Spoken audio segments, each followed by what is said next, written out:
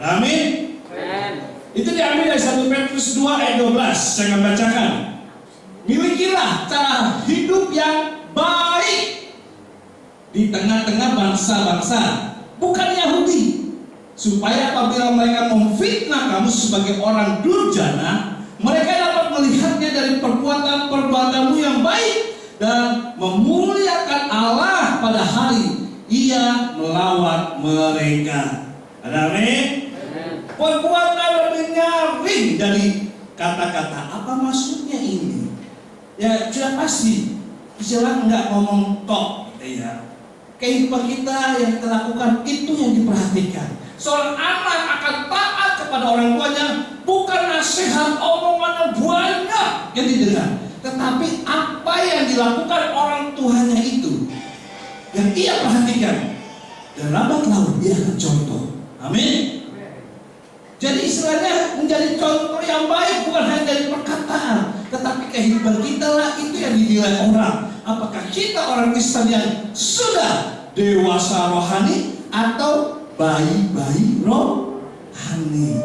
Dan itu ayat 12, kalau Bapak Ibu kita baca ayat 1 dibacakan, hendaklah engkau bertumbuh seperti seorang bayi dikasih minum susu. Nah itu orang yang sudah terima Yesus. Di sini berarti kalau perbuatan lebih nyaring dia kata-kata, berarti orang yang sudah dewasa rohaninya. Amin. Kristen excellent. Wow, orang Kristen yang baik, orang Kristen yang baik, terbaik, excellent, luar biasa. Coba saya ngomongin, kamu orang Kristen excellent nggak? Halo, orang Kristen excellent berarti orang melakukan sekedar minum susu, tapi siap makanan keras. Karena dia mau bertumbuh sehingga menjadi kuat dan menjadi kesaksian. Next selanjutnya. Jadi nah, William Beckley mengatakan tentang waktu Rasul menulis kepada siapa jemaat yang harus jadi contoh, menjadi berkah anak Tuhan sudah diselamatkan, yaitu kepada perantauan. Surat ini juga kepada orang-orang Kristen di tanah perantauan yang tinggal di mana? Di Pontus, Galatia, Kapodia, Asia Kecil, dan Bitinia, yang hidup diperhadapkan banyak masalah, yaitu fitnah dan aniaya. Lalu William Beckley, seorang penafsir Alkitab, dia berkata, seorang teolog menyebutkan sejumlah fitnah yang diberikan kepada orang-orang Kristen pada zaman itu. Yang pertama, orang Kristen itu kanibal. Kenapa? Karena makan makan daging. Dalam tubuh Kristus dalam perjamuan kudus. Ya kan, inilah tubuhku, makananmu. Jadi mereka cuma hanya mendengar, tidak mau datang menyaksikan, hanya mendengar. Orang Kristen kanibal kan memakan tubuh. Wow, jadi kanibal. Difitnah. Lalu ketidakpermulaan dan bahkan incest, ya, karena adanya pertemuan mereka disebut love fest, pesta kasih. Kau saudaraku, kau sahabatku, tiada yang dapat memisahkan kita. Cowok cewek kau katakan kau saudaraku, bukan suami istri, kau saudaraku. Ya kan? Wah, dikatakan ini sudah pesta perzinahan, pesta kasih, free sex. Wah, mereka cuma hanya mendengar isu, menjawab terus begitu ya. Difitnah, diputerbalikan karena mereka tidak mau, tidak datang langsung menyaksikan persekutuan orang-orang yang sudah diselamatkan Tuhan. Lalu apalagi fitnahnya? Merusak perdagangan seperti dalam Kisah Para Rasul, yaitu kalau orang sudah Kristen, dagang itu harus jujur. Amin. Kalau orang bilang, kalau orang berdagang, Pak, kalau nggak jujur ya untung gitu, rugi. Jadi harus ada bohong-bohongnya, harus ada buji-bujian. Hei, orang yang diselamatkan Tuhan harus tahu diri, berani berintegritas, yang dewasa rohani, bukan dewasa secara pengetahuan Alkitab, tapi dewasa dalam kehidupan, yaitu berani melakukan firman Tuhan meskipun di tengah-tengah bukan orang Kristen. Merusak rumah tangga, waduh, fitnahnya lebih parah lagi. Kenapa? Sering rumah tangga pecah karena sebagian dari Kristen dan sebagian tidak. Betul Bapak Ibu? Akibat banyak orang yang sudah terima Yesus, mereka ini dianggap bermasalah karena berpecah, karena tidak satu rumah beda agama. Wow. Jadi mereka menganggap ini gagal masuk Kristen. Mereka fitnah sebagai pemecah rumah tangga, pemecah keluarga. Fitnah lagi, berkhianat kepada kaisar. karena mereka tidak mau menyembah atau mengakui Kaisar sebagai Tuhan. Wah, padahal di Alkitab itu sudah dengan jelas perumpamaan tentang uang koin. Jika ini milik pemerintah, ya berbuat baik kepada pemerintah meskipun pemerintah tidak baik, kelakuannya ada yang korupsi dan lain-lain. Tapi tetap kalau bayar pajak harus bayar pajak, hormati, bahkan doakan supaya berubah. Bukan berarti memusuhi pemerintah yang melakukan tidak mencoba dengan baik. Dianggap tidak mau menyembah, karena saat itu disuruh menyembah Kaisar daripada Romawi. Karena kan Yahudi jajah Romawi, dia harus menyembah, memuliakan Kaisar. Tapi mereka menolaknya, menyembah pada Tuhan, tapi tetap mematuhi peraturan negara selama menjadi warga negara tersebut. Amin. Nah, inilah fitnah-fitnah tersebut. Ternyata pada zaman dahulu mereka tidak gampang. Mereka tidak gampang. Jadi mereka sangat suka sekali. Kenapa? Resikonya kalau mereka menjadi orang Kristen, yaitu fitnah, dikucilkan, dan lain-lain. Sangat tidak gampang. Sekarang juga sangat suka dia Bapak Ibu, kalau kita udah orang Kristen, jaga jarak. Orang Kristen tidak mudah. Tetapi walaupun kita demikian, Paulus bilang, ingatlah kita sebagai anak-anak Tuhan, milikilah cara hidup yang baik meskipun di tengah-tengah bangsa bukan Yahudi. Milikilah cara hidup Kristen yang baik meskipun kita berada di tengah-tengah bukan orang Kristen, bukan orang yang hidup sesuai dengan Tuhan, yaitu ekster Kristen. Orang Kristen yang baik, orang yang berintegritas, orang yang dewasa rohaninya, bukan baik-baik rohani. Amin. Coba lihat sini, mana yang mukanya dewasa rohani? Bisa dilihat, diperhatikan. Next selanjutnya, itu lalu pertanyaannya adalah bagaimana caranya memiliki pola hidup Kristen yang baik, yaitu perbuatan lebih nyaring dari kata-kata atau excellent Christian. Orang Kristen yang baik, atau katakan orang yang sudah dewasa rohaninya. Orang dewasa rohaninya bukan hanya banyak pengetahuan firman, tetapi yang harus melakukannya. Kalau orang tahu firman Tuhan, orang Farisi jago-jago ahli Taurat di luar kepala baca ayat. Orang Farisi ahli Taurat, tapi Yesus katakan, engkau pembuat kejahatan. Wow, orang yang tahu Alkitab, tahu Allah, tapi Yesus malah membencinya. Bukan sekedar tahu, yang mau Tuhan bawa adalah ketika kita tahu firman, lakukanlah firman, sehingga kehidupanmu menjadi berkat. Itulah excellent Kristen. Orang Kristen yang terbaik. Amin. Bagaimana? Ada dua hal yang saya mau bagikan untuk menjadi orang Kristen yang baik, yang menjadi kesaksian, menjadi berkat di mana kita berada. Yang pertama adalah menghidupi pola hidup kudus sebagai sebuah pilihan umat Allah.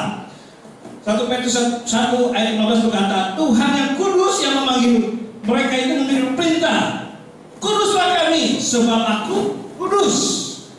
Lalu hidup kudus itu adalah sebuah konsekuensi logis, yaitu akibat pemikiran yang masuk akal bagi orang yang beriman.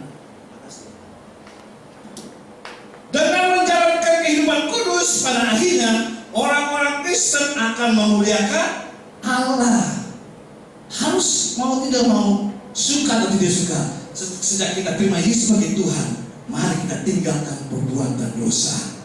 Apa itu perbuatan dosanya? Galatia 5 dikatakan perbuatan dosa itu pencabulan, kecemaran, hawa nafsu. Pencabulan, kecemaran, hawa nafsu dan lain-lain.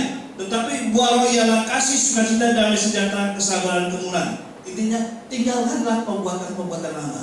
Ku telah mati dan tinggalkan cara hidup yang lama. Mau tidak mau, sejak kita terima Yesus sebagai Tuhan, tinggalkanlah perbuatan-perbuatan karakter yang lama. Itu yang membuat kita hidup berkenan di depan Tuhan dan menjadi kesaksian. Amin. Bukan Kristen tomat. Tahu Kristen tomat Bapak Ibu? Tobat. Kalau minggu, mesti tobat supaya bergereja diberkati Tuhan, doa-doa yang dijawab. Ya kan? Kalau sakit bisa disembuhkan, kalau kekurangan bisa dicukupi Tuhan. Hanya ada minggu kudus. Di gereja banyak orang kudus. Karena kita memuji memuliakan Tuhan, berdoa bersama dengan firman Tuhan. Hari Senin sampai Sabtu, kumat kembali dosa. Yang masih suka buju ya buju, mahasiswa suka nyontek ya nyontek, yang suka berbohong suami berbohongi istri berbohongi pada suami, kumat kembali. Itu bukan Kristen ekstern, manusia yang dewasa rohaninya, itu masih tetap bayi rohani, harus bertumbuh dengan pola hidup kudus, supaya orang melihat bahkan perkataan kita yang tahu firman, tahu kebenaran, tapi yang penting di mana dia melakukan kebenaran dan firman Tuhan. Amin. Bukan statusnya sebagai orang yang sudah tahu firman, atau statusnya orang yang sudah tahu teologi, atau statusnya hamba Tuhan, pengerja, pelayan Tuhan, mimbar atap. Bukan karena itu Tuhan akan berkenan doa-doa kita dijawab. Tidak. Doa-doa yang tidak jawab Tuhan, kenapa? Dosa, D-O-S-A, ditahu. Dosa, penghalang doa kita tidak dijawab. Amin, ditahu, masih ada dosa kan? Itu yang menghalangi doa kita sampai sini belum dijawab Tuhan. Salah satunya, ya doa itu memang belum waktunya, tunggu dulu, tapi yang pasti tidak dijawab karena ada dosa, penghalang untuk kita mau diberkati Tuhan, penghalang untuk kita mau bertumbuh dengan Tuhan, karena masih ada dosa. Dosanya apa? Yaitu perbuatan dosa. 3 Galatia 5, pencamburan, kecemaran, hawa nafsu dan lain-lain, marah, iri hati, dengki, benci, korupsi dan lain-lain. Wah, gimana mau berkat kesaksian? Sekarang nggak menjamin Tuhan akan memberkati. Terbukti kan? Kita lihat di tayangan-tayangan ini, seharusnya soal anggota keamanan menjadi pelindung pengayom, tetapi malah pembunuh. Soal anggota keamanan negara seharusnya pelindung pengayom, malah bandar narkoba. Nggak menjamin statusnya seorang anggota keamanan negara yang harus dilindungi, tetapi kenyataannya malah membawa otak kejahatan, narkoba, dan juga otak pembunuh, sehingga status apa? Narapidana, siap-siap hukuman mati atau minimal seumur hidup. Wow, iblis sangat pintar menggoda kita. Biarkan kita Kristen, minggu gereja, doa Jumat, doa malam, tetapi hari-hari biasanya lakukan go ahead. Meskipun kamu seorang worship leader, singer atau pengkhotbah, biarkan ini selalu mengganggu. Iblis mengganggu ketika kita ada hari Senin sampai Sabtu di mana kita berada. Masihkah kita memikirkan hal-hal duniawi, kecemaran, dosa, iri hati, kedengkian, rakus, cinta terhadap uang, harta atau jabatan? Wow, itu bukan orang Kristen. Orang Kristen yang rohani harus hidup kudus, bukan di hari Minggu saja, tapi setiap hari. Amin. Supaya minimal doa-doa kita Tuhan akan tolong, Tuhan akan jawab. Yang kedua, itu perjalanan kita juga menuju ke surga. Karena di surga udah pasti pembohong tidak akan ada. Betul? Sampai masih ini ngomong bujuk, bilang orang bujuk nggak ada di surga. Nggak ada. Wah, nggak apa-apa. Kita berbuat dosa hari Minggu bertobat kembali. Siapa bilang? Di dalam Petrus sudah katakan firman itu dengan jelas, Tuhan tidak bisa dipermainkan. Kalau sudah diselamatkan, jangan kembali berbuat dosa. Itu sangat murka Tuhan. Sudah tahu kebenaran, jangan melangkah kembali. Itu lebih berat. Iblis tidak takut kita terhadap kita ke gereja berdoa dan lain-lain. Yang iblis takuti adalah kita melakukan firman Tuhan. Amin. Melakukan firman Tuhan sehingga kita menjadi kesaksian. Itu yang pertama. Lalu yang kedua, bagaimana kehidupan kita menjadi orang Kristen yang excellent, orang Kristen yang dewasa rohani, dan kehidupan kita menjadi berkat bagi banyak orang, sehingga perbuatan kita itu lebih nyaring daripada kata-kata. Karena kita manusia ya, orang Kristen yang excellent, karena kita orang Kristen yang dewasa rohani. Yang kedua, menghidupi gaya hidup kasih Allah. 1 Petrus 2 ayat 12. Mereka difitnah, tapi diajarkan untuk memiliki cara hidup yang baik, yaitu mengampuni, mengasihi, dan melakukan perbuatan-perbuatan yang baik. Menghidupi apa? Buah-buah roh. Kita tahu buah roh terjadi 9. kasih, sukacita, damai sejahtera, kesabaran, kemurahan, kebaikan, kesetiaan, kelemah lembutan, dan penguasaan diri. Amin. Mau tidak mau sudah kita baca menjadi gaya hidup kasih. Wah, Pak, gampang. Kalau berbuat baik dan orang baik, semua orang dunia bisa melakukan. Betul? Gak perlu dengan firman Tuhan. Menolong orang baik karena dia punya hubungan kita baik, itu biasa. Orang dunia pun gak tahu firman, tahu melakukan itu. Menolong orang yang tidak kita kenal, orang dunia pun bisa melakukan, gak perlu dengan firman Tuhan. Tetapi yang dahsyat adalah menolong orang yang menyakiti hati kita, mengampuni orang yang sudah memfitnah kita, menjelek-jelekan kita. Itu yang susah, tapi itu yang Tuhan mau. Amin. Musuh yang terberat yang menyakiti kita kadang bukan orang lain, diri kita sendiri atau orang di sekitar dekat kita. Kalau suami bisa jadi istri, kadang-kadang bisa menjadi musuh. Kalau seorang istri bisa jadi kadang-kadang mangkel, bencengok pada suaminya. Kadang juga orang tua terhadap anaknya. Kamu sudah saya besarkan begini, dari kecil sampai besar. Aduh, orang istri rumah berkata, Pak Bosar, saya sudah sampai membesarkan seorang anak. Kalau tahu besar jadi mangkel ini, pemberontak ini, dari kecil kalau dia cuma mulai, kalau saya masuk, saya masukkan kembali. Karena apa? Sudah dilahirkan dengan susah, dirawat dengan susah, udah besar menjadi pemberontak. Wah, itu mangkelnya. Pada seorang ibu, ya benar kata kita, kata Daud, ibu kandung karena bisa meninggalkan anak kandungnya. Wow, padahal dia sudah mengasihi, menguatkan kita dengan baik, berjuang untuk melahirkan kita dengan baik. Tapi kadang-kadang dia bisa dikemangkan, membenci, bahkan membunuh banyak juga. Bagaimana sikap kita orang Kristen baik? Bisakah kita mengampuni? Bisakah kita memaafkan? Dan bisa kita berbuat baik kepada orang? Bukan, memang di dalam persyaratan darah kita berbuat baik selama masih ada kesempatan, selama masih ada kesempatan. Karena kebaikan yang kita lakukan itu adalah apa? Jeripai kita masuk ke surga. Bukan jeripai, masuk surga adalah kita terima Yesus dan mempertahankan iman. Tetapi ke surga bukan hanya masuk saja, diberikan reward, itu mahkota.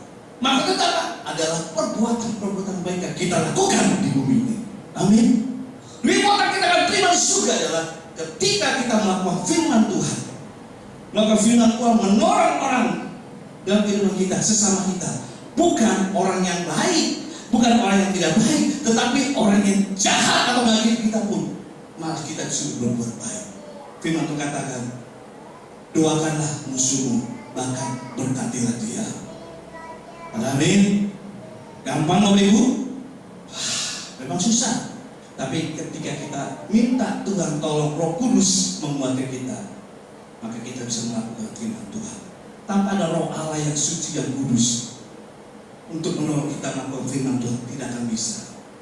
Kalau dengan kekuatan daging kita paling mudah sekali berbuat dosa. Tapi untuk melakukan firman Tuhan, kita tidak bisa menggunakan daging, tapi minta Roh Kudus melalui apa yang kita baca, apa kita dengar. Tuhan mampukan saya untuk melakukan yang terbaik. Amin. Sehingga hidup kita menjadi kesaksian, Bapak Ibu, menjadi kesaksian. Ada orang tua dari teman saya, waktu kami di Jakarta sama-sama kita melayani, dia bilang gini, orang tuanya dulu sama-sama kuliah, satu kuliah sama calon suaminya dan suaminya di akuntan negara gitu ya. Terus saya menjadi PNS, menjadi pajak, orang pajak, perpajakan. Ceweknya ini Kristen, mamanya, suaminya Islam. Tapi karena cinta, walaupun mereka ditolak oleh suaminya, istrinya sudah mengalah. Tapi karena belum tahu benar firman Tuhan, mengalah, masuk agama sang suami. Tapi tetap kehidupannya masih mau ke gereja, ya sekedar gereja, gitu. Dan suami tidak larang. Tapi lama-lama selama 17 tahun, apa yang dilakukan supaya dia tetap mempertahankan imannya? Yang dilakukan adalah perbuatannya. Kalau suaminya datang, dia melakukan menjadi suami ibu, menjadi istri yang baik. Ketika dia mengurus anak-anaknya, dia menjadi ibu yang baik, mengurus anak-anak sampai baik, bahkan sampai kuliah dengan baik dan punya karakter baik. Biasa karakter dan sekolah pendidikan baik, orang ibu lebih dominan pada seorang bapak. Betul? Bapak-bapak punya uang disekolahkan, istri yang mengatur, membina, membesarkan anak-anak untuk mencapai cita-citanya. Dan itu kan suaminya. Kalau suaminya pulang, menjadi istri yang baik, melayani, menyediakan makanan, bahkan untuk sholat sembahyang. Ini loh Pak, sarungnya, ini bajunya, silakan kamu sembahyang. Selama 17 tahun, istrinya tetap ke gereja, suaminya pun gak melarang. Dan akhirnya suatu ketika suami berkata, tidak satu iman saja, istriku begitu baiknya melayani aku secara istri, melayani keluarga serta ibu dengan baik merawat anak-anaknya, bahkan secara iman, beda iman, tapi dia menyuruh aku jangan lupa sholat, sembahyang, puasa disiapkan, bangun pagi di puasa. Itu kata beda seiman saja, begitu baiknya. Apalagi satu iman, apalagi satu kepercayaan. Wow, itu yang dikatakan firman Tuhan. Apa? Perbuatan lebih nyari daripada perkataan.